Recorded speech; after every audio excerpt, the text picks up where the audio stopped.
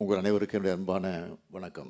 காவல்துறையினர் என்றால் யார் என்று பேரறிஞர் அண்ணா அவர்கள் சொன்னதை சொல்லி உங்களை வரவேற்க விரும்புகிறேன். தங்களால் உருவாக்கப்படாத பிரச்சனைகளுக்கு தீர்வு காண வேண்டியவர்கள், முரண்பாடு ஏற்படுகிற இடங்கள்ல முதல் ஆளாக நிற்க வேண்டியவர்கள், எல்லா விதத்திலும் சகிப்புத்தன்மையோடு நடக்க வேண்டியவர்கள், உள்ள கொந்தளிப்பு அடையாமல் பற்றற்ற அமைதியுடன் நடந்து கொள்ள வேண்டியவர்கள், பெற்ற சிறந்த பயிற்சிக்கேற்ப கடமை உணர்ச்சி மிக்கவர்களாக இருக்க வேண்டியவர்கள்.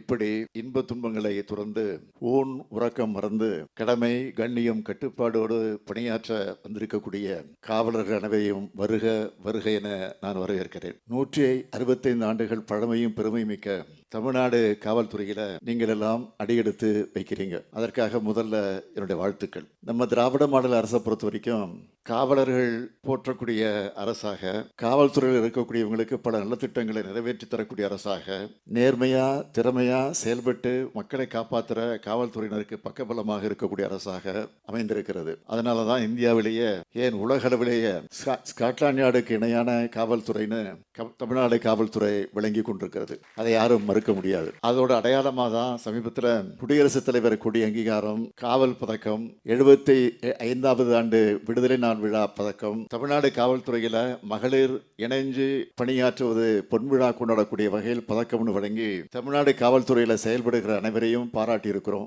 ஊக்கப்படுத்தி இருக்கிறோம். இன்னும் சொல்லணும்னா, காவல்துறையை மேம்படுத்துவதற்காக காவலர்களுக்கான வசதிகளை ஏற்பாடு செஞ்சு தரவும் முதலாக காவல் ஆணையம் அமைத்ததோடு அதிகமான எண்ணிக்கையில காவல் ஆணையங்கள் அமைச்சு பல்வேறு முன்னோடி திட்டங்களை நிறைவேற்றினது திராவிட முன்னேற்ற கழக அரசு தான். கடந்த 3 ஆண்டுகள்ல காவலர்கள் முதல் டிஎஸ்பி வர 17,435 நபர்களை காவல்துறையிலையும், 1,252 பேரை தீயணைப்பு துறையிலும், 366 பேரை சிறைத்துறையிலும் புதுசா நியமிச்சிருக்கிறோம். அவங்களும் பாராட்டக்கூடிய வகையில சிறப்பாக பணியாற்றி கொண்டிருக்காங்க. மக்களை காக்க வரும் காவல்துறையினரை காக்கும் நம்மோட திராவிட மாடல் அரசோட திட்டங்கள் சிலவற்றை உங்களுக்கு நினைவுபடுத்த விரும்புகிறேன். 2ஆம் நிலை காவலர்கள் முதல் தலைமை காவலர் வரையிலான ஆளுநர்களுக்கு வாரத்துல ஒரு நாள் விடுமுறை, காவல் உதவி ஆய்வாளர்களுக்கு 15 நாட்களுக்கு ஒரு முறை விடுமுறை, இடர்படி 1000 ரூபாயாக உயர்வு, சென்னையை தலைமையிடமாக கொண்டு பணியாற்றக்கூடிய மாநில நுண்ணறிவு பிரிவு, குற்றப்பிரிவு, குற்றப்புலனாய்வுத்துறை, பொருளாதார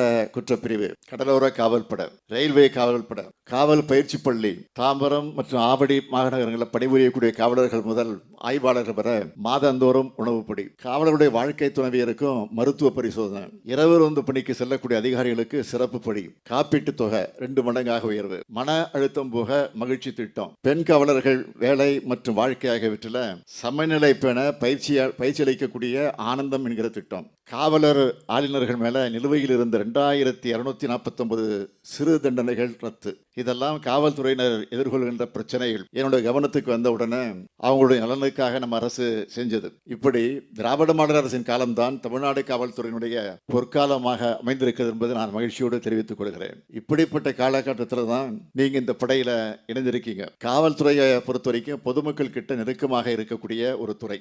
அப்படிப்பட்ட துறையில பணியாற்றணும்னு நீங்க வந்திருக்கிறீங்க. இந்த இடம் உங்களுக்கு ஈஸியா கிடைச்சிடல. போலீஸ் ஆகணும்னு அந்த குறிக்கோளோட அதுக்காக படிச்சு கடுமையான பயிற்சிகளை மேற்கொண்டு தேர்வுகளை எழுதி அதில் வெற்றி பெற்று பல லட்சம் பேர்கள் இருந்து நீங்க 3,359 பேர் இன்னைக்கு இந்த இடத்துக்கு வந்திருக்கிறீங்க. இதுக்காக நீங்க எவ்வளவு கஷ்டப்பட்டிருப்பீங்கன்னு எனக்கு தெரியும். அப்படிப்பட்ட உங்களுக்கும் உங்களுடைய இந்த வெற்றிக்கு துணை நின்ற உங்களுடைய குடும்பத்தாருக்கு என்னுடைய வாழ்த்துக்களை மனமாற தெரிவித்துக் கொள்ள விரும்புகிறேன். உங்களுக்கு நான் சொல்ல விரும்புவது, கஷ்டப்பட்டு வந்திருக்கக்கூடிய நீங்க மக்களுடைய கஷ்டங்களை தீர்க்க பாடுபடணும். புதுசா தமிழ்நாடு காவல்துறையில இணைந்திருக்கக்கூடிய உங்களுக்கு ஏராளமான கடமைகள் காத்திருக்கு. லா அண்ட் ஆர்டர் பாதுகாக்கிறதோட குற்றங்கள் நடைபெறாமல் தடுக்கிறது தான் நம்முடைய இலக்காக இருக்குன்னு தொடர்ந்து நான் சொல்லிக்கிட்டு வரேன். நமக்கு முன்னாடி இருக்கிற முக்கியமான சவால்கள் என்ன என்றால், சைபர் குற்றங்கள், போதைப் பொருள் ஒழிப்பு, பெண்கள் மற்றும் குழந்தைகளுக்கு எதிரான குற்றங்கள். இந்த சவால்களை எதிர்கொள்ள உங்களை நீங்க தயார்படுத்திக் கொள்ள வேண்டும். இந்த சமூக குற்றங்களை களையிறது எவ்வளவு முக்கியமோ அதே அளவுக்கு சமூக நோய்கள் உங்களை தாக்காம தற்காத்துக் கொள்வதும் முக்கியம். உங்களுக்கு சமூக நீதி பார்வையும் மதச்சார்பின்மையும் நிச்சயம் முக்கியம். சாதி பாகுபாடு பார்க்கக்கூடாது. அனைவருக்கும் பொதுவான நிலையிலே நீங்கள் இருந்து பணியாற்ற வேண்டும். உங்களுக்கு சட்டம்தான் முக்கியம். பிரச்சனைன்னு உங்ககிட்ட கம்ப்ளைண்ட் கொடுக்க வர்ற பொதுமக்கள் கிட்ட கனிவா பேசுங்க. உங்களுடைய பேச்சும் நீங்க நடந்துக்கிறதும் தான் நம்முடைய பிரச்சனை தீர்ந்துடும் என்ற நம்பிக்கையை அவங்களுக்கு உருவாக்கும். உங்களுக்கு தெரியும், ஒரு மாநிலம் பாதுகாப்பானதாக இருந்தால் தான் தொழிற்சாலைகள் வரும். தொழில்கள் வந்தால் தான் வேலை வாய்ப்புகள் உருவாகும். வேலை வாய்ப்பு கிடைச்சாதான் தங்களுடைய தேவைகளை நிறைவேறி மக்கள் நிம்மதியாக வாழ்வாங்க. மக்களுடைய அந்த நிம்மதியை உறுதிப்படுத்த வேண்டிய மிகப்பெரிய பெரும் பொறுப்பு உங்ககிட்ட தான் இருக்கு. அதைத்தான் நம்முடைய திராவிட மாடல் அரசும் இங்க வந்திருக்கக்கூடிய சங்கர்ஜிவால் தலைமையிலான காவல் படையும் செஞ்சுக்கிட்டு இருக்கு. அதுக்கு நீங்களும் துணை நிற்கணும்னு கேட்டுக்கிறேன். இங்க காவல்துறையினுடைய உயரதிகாரிகள் வந்திருக்கிறீங்க. உங்களிடம் நான் எதிர்பார்ப்பது உங்களுடைய ரேங்க், சீனியாரிட்டி இதெல்லாம் பார்க்காம கடைநிலை காவலர்கள் வர ஃப்ரெண்ட்லியா இருங்க. ஒரு ஃபேமிலியா அன்போடும் அரவணைப்போடும் இருங்க. இவங்களுக்கு உங்க மேல பயம் இருக்கக்கூடாது, மரியாதை தான் இருக்கணும். நிறைவா புதுசா பணியில சேரக்கூடிய உங்களுக்கு நான் சொல்லிக்கொள்ள விரும்புவது, குற்றங்களை குறைச்சிட்டுன்னு சொல்றது சாதனை இல்லை, குற்றங்களே இல்லைன்னு சொல்றதுதான் சாதனை. குற்றவாளிகளை கண்டுபிடிச்சிட்டோம்னு சொல்லிக்கிறது சாதனை இல்லை, குற்றங்கள் நடைபெறாம தடுத்துட்டோம்னு சொல்றதுதான் நம்முடைய சாதனையாக இருக்கணும். காக்கி சட்டையை போடுகிற இன்னைக்கு அதுக்கான உறுதியை நீங்க எடுத்துக்குங்க. நீங்க பணியாற்றக்கூடிய பகுதிகளில் குற்றங்கள் அனைத்தும் முழுமையாக தடுக்கப்பட்டுச்சு என்பதுதான் உங்க ட்ராக் ரெக்கார்டாக இருக்கணும். பொதுவா ஒரு குற்றச்சாட்டை சொல்லுவாங்க, டியூட்டிக்கு வர புதுசுல தான் ஆக்டிவா இருப்பாங்க, ஆனா காலப்போக்கில் சோர்ந்து விடுவான்னு சொல்லுவாங்க.